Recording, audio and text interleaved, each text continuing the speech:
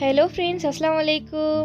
நாங்கள் இன்றைக்கி நல்ல ஈஸியான மெத்தடில் குறைவான இன்க்ரீடியன்ட் வச்சு நல்ல டேஸ்ட்டாகவும் நல்ல சாஃப்டாகவும் பன் எப்படி செய்கிறதுன்னு பார்ப்போம். Welcome to MyfaRecipe.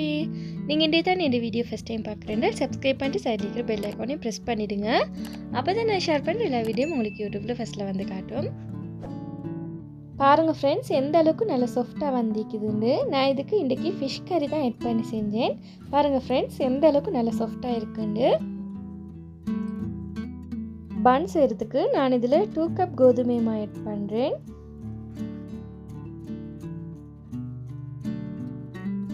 East 3/4 table spoon add பண்ணுறேன் ஃப்ரெண்ட்ஸ். டீஸ்பூன் இல்லை, டேபிள் ஸ்பூன். பாருங்கள், 1 டேபிள் ஸ்பூனில் நான் கொஞ்சமாக குறைச்சிட்டு ஆட் பண்ணுறேன் ஃப்ரெண்ட்ஸ்.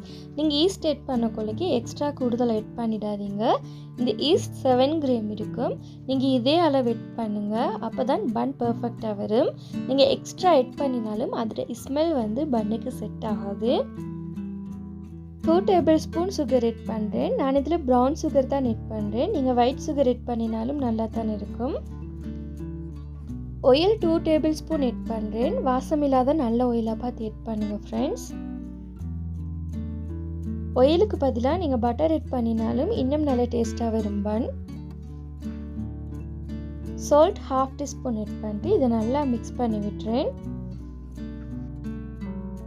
இந்த மாதிரி நல்லா மிக்ஸ் பண்ணி விட்டதுக்கப்புறமா நான் இதில் மில்க் ஆட் பண்ணுறேன். ஃப்ரெஷ் மில்க் தான் ஆட் பண்ணுறேன். ஃப்ரெஷ் மில்க்கை கொஞ்சம் கொஞ்சமாக ஆட் பண்ணிட்டு நல்லா சாஃப்டாக இதை நீட் பண்ணிவிடுங்க ஃப்ரெண்ட்ஸ். உங்கள்கிட்ட மில்க் இல்லாட்டி 2 tablespoon milk powder add பண்ணிவிட்டு அதுக்கப்புறமா வாட்டரை கொஞ்சம் கொஞ்சமாக ஆட் பண்ணி நல்லா சாஃப்டாக நீட் பண்ணிவிடுங்க. மில்க் பவுடர் ஆட் பண்ணாமக்கி வெறும் வாட்டரை மட்டும் ஆட் பண்ணியும் செய்யலும் ஃப்ரெண்ட்ஸ் இந்த பன்னை. அப்படி செஞ்சாலும் பன் நல்லா சாஃப்டாக தான் வரும். நீங்கள் மில்க் பவுடர் ஆட் பண்ணினீங்கன்னா இந்த பன்னோட டேஸ்ட் இன்னும் கொஞ்சம் எக்ஸ்ட்ரா இருக்கும்.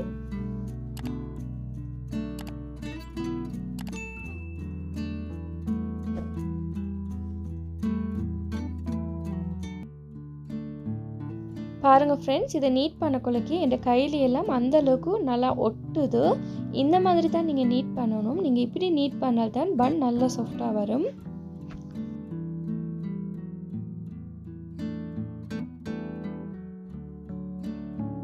நான் நல்லா சாஃப்டாக நீட் பண்ணதுக்கப்புறமா லாஸ்ட்டுக்கு இந்த மாதிரி என் கையில் இருக்கிற மாவெல்லாம் எடுத்து விட்டுறேன். எல்லா மாவையும் ஒன்றுக்கு நல்லா சேர்த்து விடுறேன்.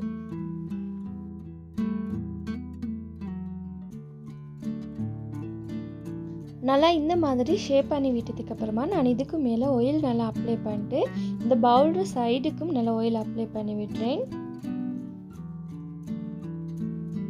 இப்போ இதை அப்படியே ஒரு க்ளோத்தால் கவர் பண்ணிட்டு ஒரு 2 hours இல்லாட்டி இந்த டோ டபுள் சைஸ் வரங்காட்டியும் இதை அப்படியே வைக்கிறேன் ஃப்ரெண்ட்ஸ். நான் இந்த பன்னுக்கு ஃபில் பண்ணுறதுக்காக வேண்டி ஃபிஷ் கறி தான் செஞ்சுருந்தேன் ஃப்ரெண்ட்ஸ். இந்த ஃபிஷ் கறியோட ரெசிபி நான் உங்களுக்கு இன்றைக்கி தரல. நான் ஏற்கனவே இந்த ஃபிஷ் கறியோட ரெசிபி 2-3 தடவை வீடியோஸ் அப்லோட் பண்ணிக்கிறேன். உங்களுக்கு அந்த ரெசிபி வேணும்னால் நான் மேலுக்கு லிங்கை கொடுக்குறேன், செக் பண்ணி பாருங்கள். நான் கொடுத்திக்கிற ரெசிபி பன்னு ரெசிபி ஒன்று தான் ஃப்ரெண்ட்ஸ். அந்த பன்னுக்கு கறி நான் இதே மாதிரி தான் செஞ்சேன். நீங்கள் அந்த கறியை பார்த்து செஞ்சுக்கோங்க உங்களுக்கு வேணும்டா. பாருங்கள் ஃப்ரெண்ட்ஸ், இப்போ இந்த டோ நல்லா டபுள் சைஸுக்கு வந்திக்குது. இப்போ இதை அப்படியே நான் எடுக்கிறேன். நீங்கள் எடுக்கக்குள்ளக்கு உங்களோட கையில் கொஞ்சம் நல்லா ஆயிலை அப்ளை பண்ணிகிட்டே எடுங்க. அப்போ தான் உங்களோட கையில் ஒட்டாமைக்கு இந்த டோ வரும். நான் இந்த டோவை ட்ரேயில் வைக்கிறதுக்கு முதல் இந்த மாதிரி மாவை கொஞ்சம் ஸ்ப்ரெட் பண்ணிவிட்டு வைக்கிறேன். இதுக்கு மேலேயும் மாவை கொஞ்சம் ஸ்ப்ரெட் பண்ணி விடுறேன். இது 10 பீசஸாக கட் பண்ணி விடுறேன். 10 பீசஸாக கட் பண்ணி செய்யக்குள்ளக்கு மீடியம் சைஸ் பன் வந்துச்சு ஃப்ரெண்ட்ஸ் எனக்கு. கட் பண்ணி விட்டதுக்கப்புறமா இதை இந்த மாதிரி நல்லா போல் பிடிச்சு எடுத்துக்கோங்க.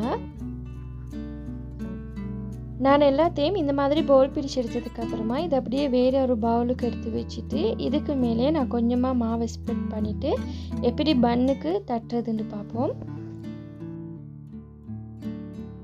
பாருங்கள் ஃப்ரெண்ட்ஸ், இந்த மாதிரி கொஞ்சம் ரவுண்ட் ஷேப்புக்கு தட்டி எடுத்துக்கோங்க. இதை நீங்கள் மிச்சம் மெல்லிசாக தட்டிடாதீங்க, கொஞ்சம் தடிப்பமாக தான் இருக்கணும். அப்போ தான் பன் நல்லா சாஃப்டாக வரும்.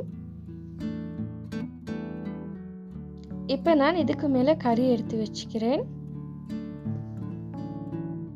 உங்களுக்கு பன் இதே டிசைனுக்கு தான் செய்யணும் முடியல ஃப்ரெண்ட்ஸ். உங்களுக்கு விருப்பமான என்ன டிசைனுக்கு வேணும்னாலும் செய்யலாம்.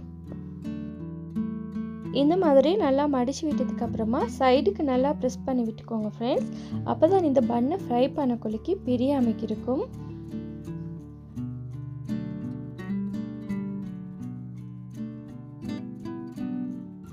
இதை அப்படியே நான் ட்ரேயில் எடுத்து வைக்கிறேன். ட்ரேயில் வைக்கிறதுக்கு முதல் கொஞ்சம் மாவை ஸ்ப்ரெட் பண்ணிட்டு வைங்க. அப்போ தான் இந்த பன் வந்து ஒட்டாமைக்கு இருக்கும். நான் மறுபடியும் உங்களுக்கு ஒரு பன் செஞ்சு காட்டுறேன் ஃப்ரெண்ட்ஸ். அதே டிசைனுக்கு தான் செய்கிறேன். லாஸ்ட்டாக பீஸா ரெசிப்பியும் பன் ரெசிப்பியும் அவன் இல்லாமைக்கு பொட்டில் எப்படி செய்கிறேன்னு அப்லோட் பண்ணியிருந்தேன் ஃப்ரெண்ட்ஸ். அந்த வீடியோ பார்த்துட்டு நிறைய பேர் எனக்கு கமெண்ட் பண்ணியிருந்தீங்க. நீங்கள் ட்ரை பண்ணி நல்லா வந்துண்டு எனக்கு கமெண்ட் பண்ண எல்லாருக்கும் தேங்க்யூ ஸோ மச் ஃப்ரெண்ட்ஸ். உண்மையிலே எனக்கு கமெண்ட் பண்ணக்குள்ளக்கே அந்தளவுக்கு ஹாப்பியாக இருந்துச்சு ஃப்ரெண்ட்ஸ். அதுவும் நீங்கள் இந்த வீடியோ பார்த்துட்டு ட்ரை பண்ணி சரி வந்தேன்னு சொல்லக்குள்ளக்கே அந்தளவுக்கு நல்லா ஹாப்பியாக இருந்துச்சு. இந்த வீடியோஸ் உங்களுக்கு நல்லா யூஸ்ஃபுல்லாக இருக்குண்டு. எல்லா பன்னையும் செஞ்சு நான் ட்ரேயில் வச்சதுக்கப்புறமா ஒரு க்ளோத்தால் கவர் பண்ணிட்டு ஒரு 20 இல்லாட்டி ஒரு 30 மினிட்ஸ்க்கு நான் இதை அப்படியே எடுத்து வைக்கிறேன் ஃப்ரெண்ட்ஸ்.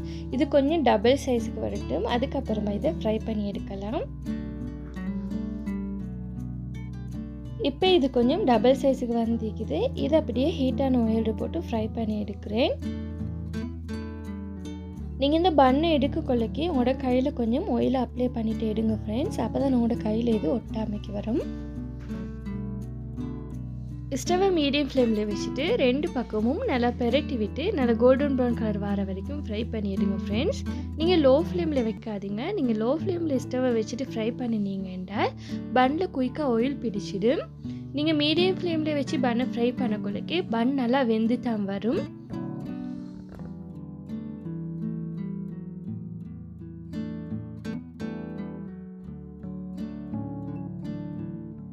பாருங்கள் ஃப்ரெண்ட்ஸ், உங்களுக்கு பார்க்கக்குள்ளக்கே விளங்கும். இதில் இருக்கிற பபுள்ஸ் எல்லாம் கொஞ்சம் குறைஞ்சி நல்லா ஃப்ரை ஆகி வந்திக்குது.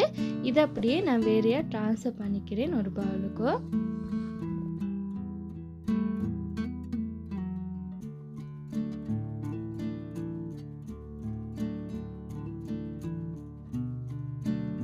நான் எல்லா பன்னையும் ஃப்ரை பண்ணி எடுத்ததுக்கப்புறமா காட்டுறேன் ஃப்ரெண்ட்ஸ். பாருங்கள் பன் எந்த அளவுக்கு நல்ல கலர்ஃபுல்லாகவும் நல்ல சூப்பராகவும் வந்திக்குதுண்டு.